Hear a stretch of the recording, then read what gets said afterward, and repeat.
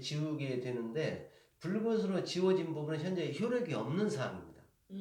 그러면 효력이 없다는 얘기는 결과적으로 현대캐피탈에서 빌린 돈을 갚았다라고 이해하면 될까요? 그렇게 추측할 수 있죠. 예. 네. 그래서 가압류와 현대캐피탈의 강제금융 개시결정 등기가 모두 현재 붉은 선으로 지워져 있죠.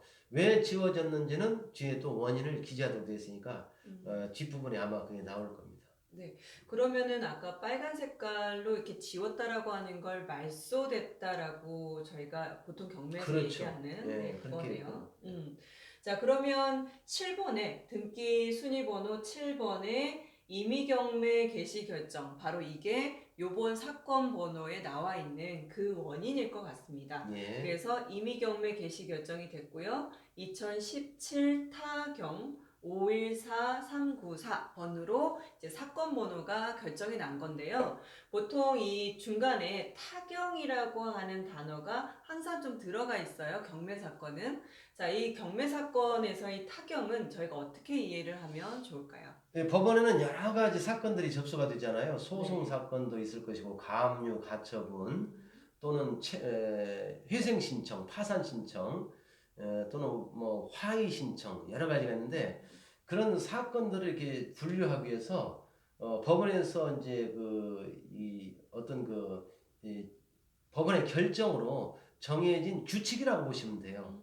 그래서 이게 타경 그러면 이가 경매 사건이구나. 네네. 예. 그리고 위에 카단이라고 하는 것도 이렇게 보이는데 그런 것들은 가압류나 가처분 같은 것을 할 때는 앞에다 카를 쓰고 네. 이 단이라는 것은 단독 사건이라는 얘기입니다. 아, 네. 금액이 적을 때는 카단, 그 다음에 카합 그러면 가압류나 가처분 사건인데 이게 금액이 컸을 때는 합의부로 가잖아요. 그러면 카합. 그래서 카단과 카합 이렇게 구별할 수 있고 아까 다시 한번 반복드리면 타경 이렇게 붙인 것은 이 경매 사건에는 타경이라는 말을 붙인다라는 것을 참고로 알아두시면 좋겠습니다. 아, 그렇군요. 일반적으로 저희가 가압류가 좀 많기 때문에 쉽게 접할 수 있는 게 카단이거나 카합 이런 사건 분류 번호일 거고 저희는 경매 사건이니까 앞으로 계속해서 이 타경이라고 하는 단어를 계속 듣게 될 거다. 그렇죠. 그런데 그 분류 자체가 경매 사건을 얘기하는 거더라라고 이해해 주시면 될 것 같습니다.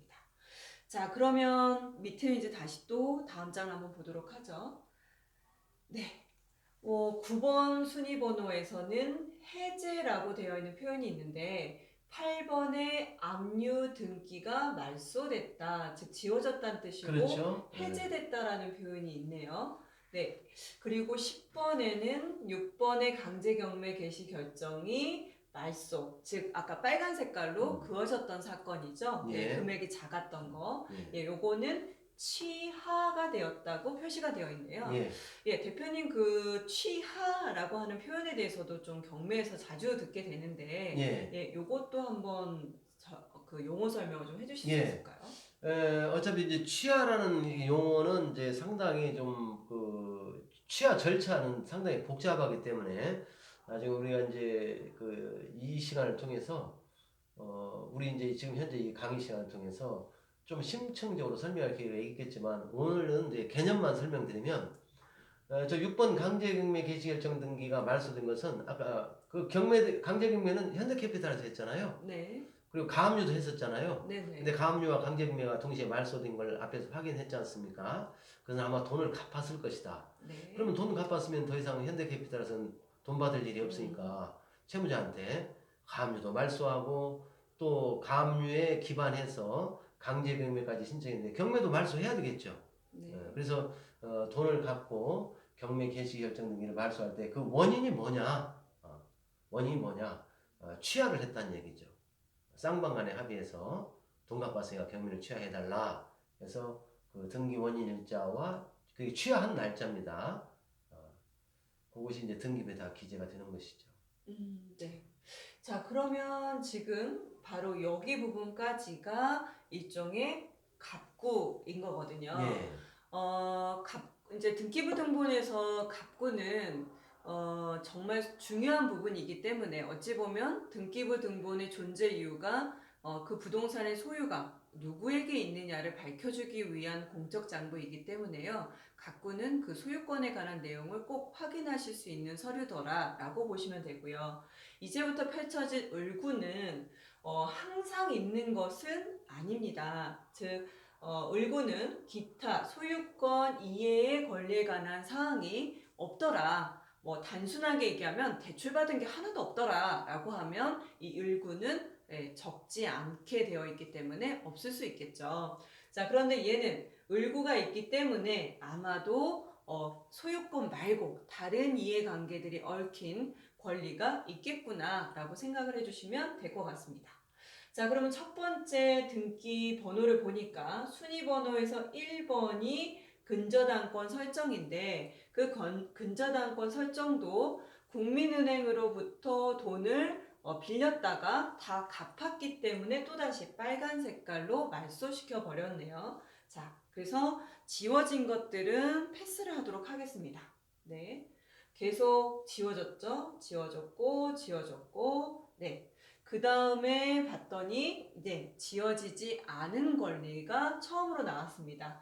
그래서 순위 번호는 아까 1번으로 출발을 해서 계속 있었지만 다 갚고 해제가 돼버렸기 때문에 말소가 됐기 때문에 살아있는 애는 9번이 가장 첫 번째인 것 같습니다.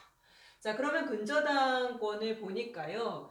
설정 계약이라고 되어 있고 네, 3억 7,500 저희 저번 시간에 한번 배웠었죠. 채권 최고액. 그러면 3억 7,800만 원이고요. 근저당권자는 삼성생명 보험 주식회사니까 아마도 130% 정도를 설정하지 않았을까 싶은데 이 채권 금액인 3억 7,800을 그대로 우리가 이자 돈을 빌려준 원금이라고 이해하기보다는 그 안에 이자까지 같이 포함된 거라고 저희가 이해를 하면 되겠네요, 대표님. 예, 지난번에 우리 근저당권에 대한 내용을 살펴봤잖아요. 네네.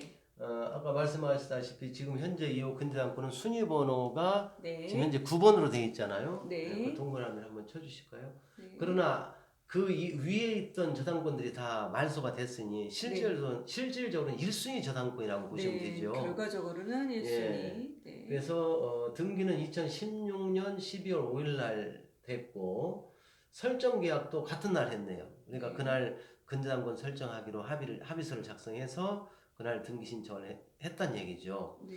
그리고 아까 채권 최고액이 3억 7,800만 원이라고 했는데 요거는 이제 원금이 그렇다는 얘기가 아니고 우리 앞 시간에서도 설명을 드린 바와 같이 원금에다가 약 120 내지 130% 정도를 가산해서 네. 채권 최고액으로 정해가지고 등기를 한다라고 했습니다. 그래서 지금 최초의 근저당권자 지금 근저당권이 이전됐잖아요. 네. 이게 붉은 선으로 지워지고 현재 삼성생명보험 주식회사는 이제 근저당권자가 아닌 거죠.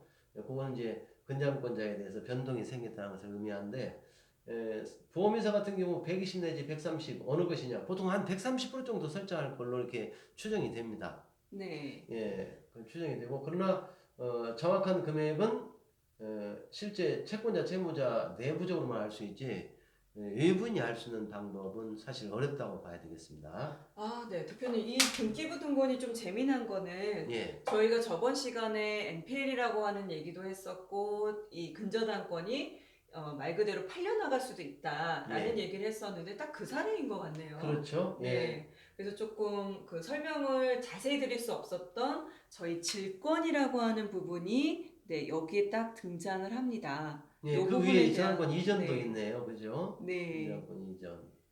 말 그대로 이전을 하는 과정에서 질권이라고 하는 게 생겨났다라고 보면 되겠네요. 예. 네.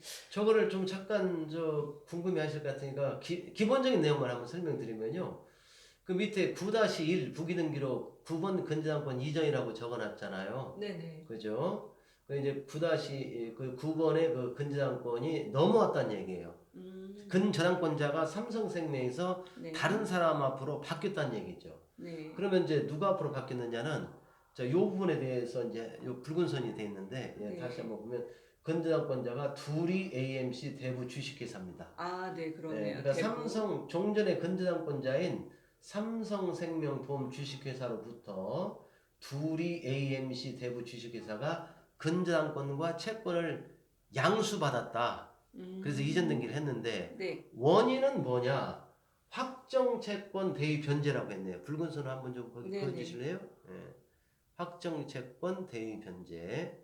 이 대위 변제라는 말은 뭐냐면 원래 채무 변제는 채무자가 해야 되잖아요. 네. 근데 둘이 AMC가 대신 삼성생명에다가 요 3억 7,800만 원이라는 돈을 대신 갚아준 거예요. 아, 네. 그래서 이런 대위 변제했던 표현을 쓰는 예, 거예요. 이런 것을 이제 제3자가 채무자 대신 갚는 것을 법률상 용어로는 대위 변제라고 합니다.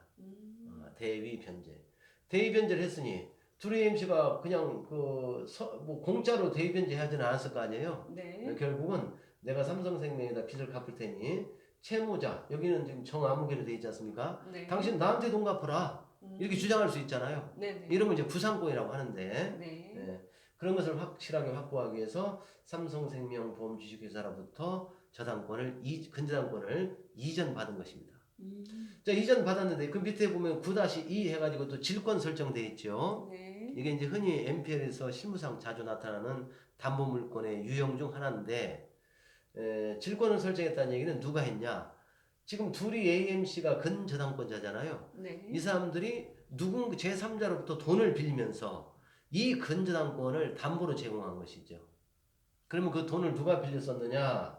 그거는 질권자가 누구냐라는 것을 확인하면 되는데 여기 잠깐 여기 한번 이쪽 내용을 보시면 네. 지금 일단 그 채권 최고액이 3억 7,800만 원. 그러니까 질권의 채권 최고액을 말합니다.